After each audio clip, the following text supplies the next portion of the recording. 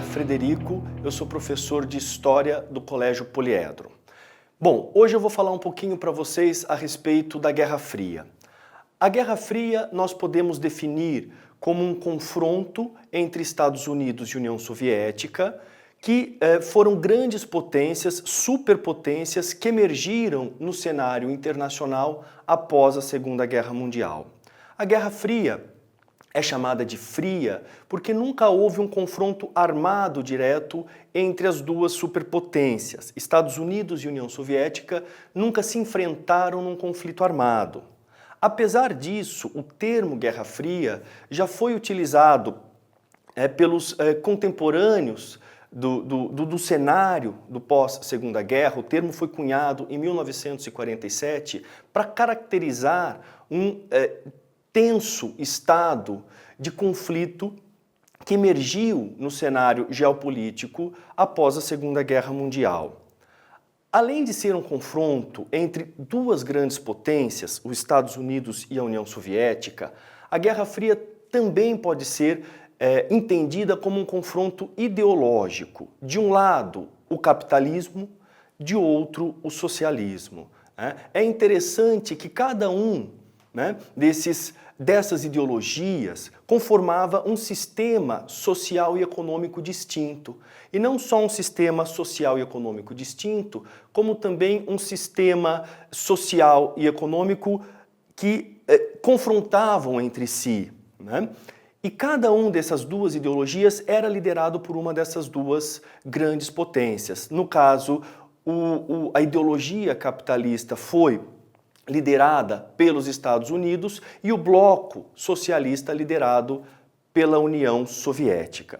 Bom, as características da Guerra Fria são muitas, Nós podemos destacar em especial duas características que eu acredito compreende bem e nos permite entender o que foi a Guerra Fria. Uma dessas características é a corrida armamentista. Como o confronto se deu entre duas superpotências, era sempre muito importante acumular poder. Acumular poder significava possuir armas, e armas cada vez mais poderosas. A Segunda Guerra Mundial terminou, a imagem que encerra a Segunda Guerra Mundial é a imagem da bomba atômica que os Estados Unidos lançou sobre duas cidades japonesas, Hiroshima e Nagasaki. Pouco tempo depois, em 1949, a União Soviética também passa a dominar a tecnologia de armas atômicas. Então, a partir dali, a corrida armamentista entre Estados Unidos e União Soviética foi uma corrida armamentista de armas nucleares, e armas cada vez mais poderosas e armas com poder de destruição muito grande. Esta corrida armamentista foi um dos fatores que também acabaram por contribuir para o crescimento da tensão e um medo muito grande, porque caso houvesse uma guerra, esta Terceira Guerra Mundial seria uma guerra de proporções gigantescas, Uma guerra que poderia colocar fim ao mundo em poucos minutos, Justamente por isso, talvez, a guerra nunca tenha acontecido. O acúmulo de poder entre essas duas potências foi tão grande, tão grande, tão grande, que pagar para ver até onde o inimigo podia chegar era muito arriscado.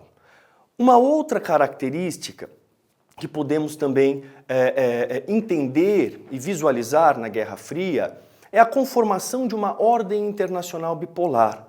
O mundo que emergiu da Segunda Guerra Mundial foi um mundo bipolar, Um mundo dividido em dois grandes blocos. De um lado, o bloco capitalista liderado pelos Estados Unidos, de outro, o bloco socialista liderado pela União Soviética. E esta ordem bipolar foi mantida até o final da Segunda Guerra Mundial. Mas é interessante dizer também que no curso da Guerra Fria, principalmente nos anos 50, 60 e 70, surgiu aí um bloco de países que se declaravam não alinhados. Esses países entendiam que mais importante para eles, né, mais importante do que o conflito leste-oeste, capitalismo e socialismo, era o conflito norte e sul, entre os países ricos e industrializados e pobres e subdesenvolvidos.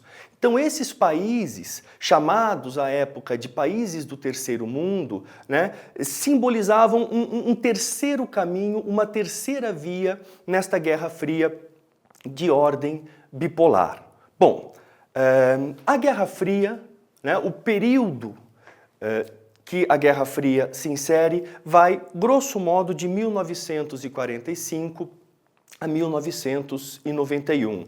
1945, quando acaba a Segunda Guerra Mundial, 1991, quando a União Soviética é desfeita, né? Apesar desta delimitação, né, os historiadores divergem como qualquer datação histórica, mas é importante entender que o mundo que emerge pós Segunda Guerra Mundial é esse mundo do confronto entre Estados Unidos e União Soviética.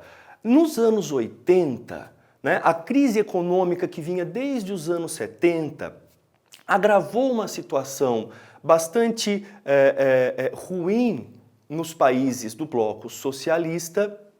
Tá? Esses países socialistas, principalmente a União Soviética, do Mikhail Gorbachev, iniciam um processo de reestruturação, de transformações, e essas transformações acabam, num médio prazo, contribuindo para o fim da Guerra Fria e também para a desintegração da União Soviética. Bom, isso seria assunto para um outro vídeo. Eu fico por aqui, agradeço a todos, até a próxima. Tchau!